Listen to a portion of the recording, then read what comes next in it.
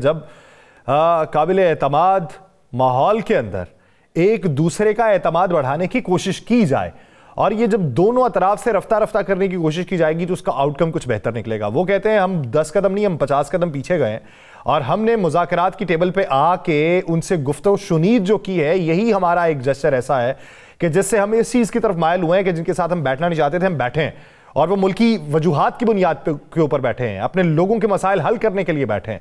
तो ये बैठना किस हद तक फायदामंद होगा। और दूसरा अहम सवाल ये कि इस मुज़ाकराती अमल के दौरान दोनों अतराफ से देखा जाए, पाकिस्तान तहरीक इंसाफ से भी देखा जाए, पाकिस्तान पीपल्स पार्टी को अगर एक लम्हे के लिए साइड पर कर दें, हुकूमती अतराफ और अपोजिशन के अतराफ, दोनों अतराफ से गाहे बगाहे इस मुज़ाकराती अमल को लेके कुछ बयानात ऐसे हैं कि जिस पे बहुत बड़े सवालिया निशान उठते हैं कि आया ये ट्रस्ट डेफिसिट जो है ख़त्म होगा या नहीं होगा। इसको लेके बात कैसे आगे बढ़ेगी, इसी बारे में बात करेंगे। हमें ज्वाइन किया पाकिस्तान मुस्लिम लीग नून के रहनुमा इख्तियार वली खान साहब ने। इख्तियार वली खान साहब, बहुत शुक्रिया आपके वक्त का। इख्तियार वली खान साहब, इस मंजरनामे में जहाँ पे बहुत सारे लोग बातें कर रहे हैं, आपके बयानात भी आजकल बड़े मेन स्ट्रीम मीडिया की जीनत बन रहे हैं इस मुज़ाकराती अमल को लेके कि पाकिस्तान तहरीक इंसाफ जो है वो मजबूरी की खातिर मुज़ाकरात कर रही है, जो दीगर वजूहात आपने बयान की हुई हैं।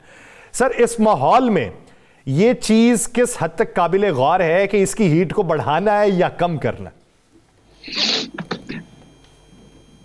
अच्छा, बहुत शुक्रिया यासिर रशीद भाई। देखिए, मुझे ये बताइए, जो इससे पहले आपने बात की जो सेनेटर साहब फरमा कर गए हैं, अब आपका क्या ख्याल है कि इसके जवाब में मैं क्या करूं? उनके मुंह में लड्डू डालूं, उन्हें रसगुल्ले खिलाऊं कि इससे ज्यादा हम क्या कर सकते हैं कि हम इनके साथ मुज़ाकरात पे बैठ गए जिनसे हम बात नहीं करना चाहते। जरूरत हमारी थी या तुम्हारी थी?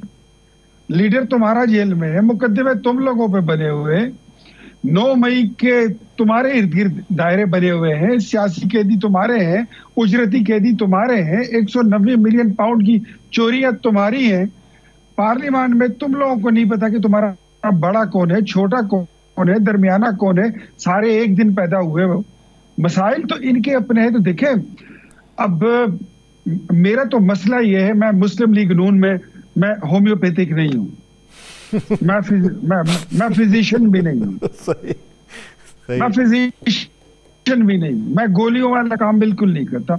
मेरे एक हाथ में जो है कैंची होती है, एक में छुरी होती है और जेब में इधर सुई धागा रखा होता है। मैं अगर आप बात अच्छी करेंगे तो मुझे अच्छी बात करनी उससे ज्यादा आती है। बात पैड़ी करोगे तो मुझे 6 जुबानों में फिर समझाना आता है, मैं फिर 6 जुबानों में समझाता हूँ बंदे को। तो अब आ गए हो, देखो ये हकीकत है, ये हकीकत है कि आपके साथ किसी ने बात नहीं की। आप मुझे बताएं यासिर रशीद भाई, कोई जमात इनके साथ बैठी है बात करने के लिए? कोई बड़ी नामावर जमात इनके साथ बैठी है? नहीं बैठी। ले दे के एक मौलाना साहब कुछ दिनों के लिए इनके साथ बैठे हैं, अब वो भी इनके साथ नहीं बैठते। बड़ी इनकी ख्वाहिश थी। अच्छा, ये शुरशुरियां बड़ी छोड़ते हैं कि जी मौलाना साहब की ख्वाहिश है कि वो अडियाला जेल जाना चाहते हैं। मौलाना साहब ने कहा मेरी कोई ख्वाहिश नहीं है, मैं जा ही नहीं रहा, मेरा कोई प्रोग्राम भी नहीं है।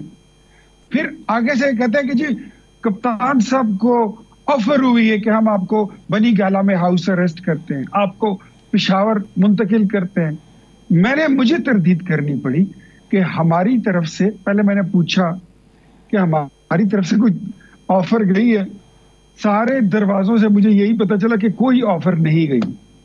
फिर मैंने कहा भाई हमारी कोई ख्वाहिश नहीं है, तुसी उत्थे ही ठीक हो, जितने मुर्गे मिलते हैं तानू देसी। सैर वली साहब, आपकी जमात के बड़े सीनियर रहनुमा हैं, बड़ी कुर्बानियाँ दी हुई हैं, ख्वाजा साद रफीक साहब ने, वो कहते हैं ये जो जमहूरियत है ये रिमोट कंट्रोल जमहूरियत है और इसका इख्तियार जमहूरी लोगों के पास नहीं है। मियां जवेद लतीफ़ कहते हैं कि ये हुकूमत इतने पैसों के इवज़ हमें मिली है। आपके साबका साथी शाहिद खान अब्बासी इस हुकूमत के मतलब क्या कहते हैं आपको पता है? तो छोड़ दें तहरीक इंसाफ को, 2 लोग तो आपकी जमात के अंदर हैं, उनकी किसी बात की तरदीद या उनसे बाज़पुर्स या उनको मना क्यों नहीं किया जाता? अच्छा, जहां तक साद रफीक भाई की बात है, हम एक साथ स्टूडेंट फेडरेशन में रहे, हम एक साथ यूथ विंग में रहे और हम फिर एक साथ मदर मुस्लिम लीग में प्रमोट हुए। वो मेरे सीनियर हैं, मैं उनका छोटा हूं, बड़ा कुछ उनसे सीखा है। रिमोट कंट्रोल डेमोक्रेसी की बात जो है ये अपनी जगह पे उनकी वजह है, और ये आज की नहीं है। अगर आप मुझसे पूछें, मैं बीइंग तफले मकतब कहिए मुझे, सियासत के मकतब का मैं एक तालिब इल्म हूं, छोटा सा अदना सा। चार्टर ऑफ डेमोक्रेसी के बाद मैं समझता हूं कि हम एस्टेब्लिशमेंट को बहुत दूर छोड़कर आ गए थे, पार्लियामेंट से, जमहूरी अदारों से और जमहूरी मामलात से, इन फैसलों से। इमरान खान साहब जब आए तो नया नवेला बंदा था ना, वो नए वाले बंदे को शौक भी बड़ा होता है, शौक कहें शहवत कहें उसको बड़ी होती है। वो नया बंदा था, उसको अपने इधर इधर अपने कांधों पर बैठा के ले आया और पार्लियामेंट में घुसा के ले आया। ऐसी गंदगी हमने नहीं देखी कि जब के जरिए पूरे पार्लियामेंट को चलाया जाता था। अब जो चीज इमरान खान साहब पार्लियामेंट में घुसा कर ले आए हैं, मुझे आप बताइए, मेरा आपसे सवाल है कि आपके घर में कोई बंदूक वाला आ जाए रात को किसी भी पहर, तो आप अगर उसके साथ लड़ेंगे तो उसका नतीजा क्या निकलेगा? और किसी अकल और फहम के साथ उसके डीलिंग करेंगे और उसको हाथ से पकड़ के आराम से उसको वहां तक छोड़ा कि आपके घर की हदूद से वो बाहर निकल जाए। इसको कहते हैं फहम फरासत। अच्छा सर, इसी फहम फरासत के नतीजे में आप उन्हें छोड़ आए?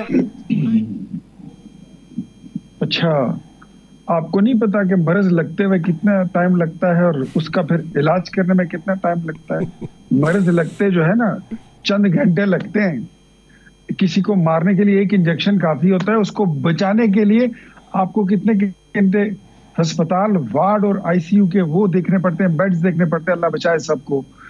तो ये मर्ज जो है वो लग चुका है, और मर्ज को अब आहिस्ता आहिस्ता धीरे धीरे उसका इलाज भी होगा, वो ठीक हो जाएगा। जहां तक आपने जावेद लतीफ की बात की, ये पैसों वाली बात मैंने उनकी ऑनेस्टली सुनी नहीं है, वरना आपको पता है मुझे लगी लिपटी नहीं आती। जो बात ठीक होती है उसको ठीक कहता हूँ, जिसका पता नहीं होता मुझे नहीं पता, जिसका पता होता फिर जवाब देना चाहिए तो मैं जवाब भी दे देता हूँ। और मैं, यही मेरी वजह है कि मैं अपनी पार्टी में इस पोजीशन पर हूँ, अदरवाइज पता नहीं कहाँ पे होता। शाहिद खाकान अब्बासी जो है, he has got nothing to do with PMLN anymore। Shahid Khaqan Abbasi साहब के लिए मेरा इतना जुमला ही काफी है कि अगर नवाज शरीफ उनको वजीर आजम ना बनाते तो आज वो अपनी दूसरी जमात ना बनाते। Simple as this. Nawaz Sharif उनको वजीर आजम ना बनाते तो आज उनका कद काट इतना ना होता कि उनकी मुंह से निकली हुई एक बात उसके टिकर्स बनते। वरना इससे आगे बढ़ते हैं। एक लम्हा, एक सेकंड दे दें। शाहिद साहब इससे पहले MNA रहे हैं, शाहिद साहब इससे पहले वजीर रहे हैं। आप सब बताइए, किसी ने उसको टॉक शो में नहीं देखा था?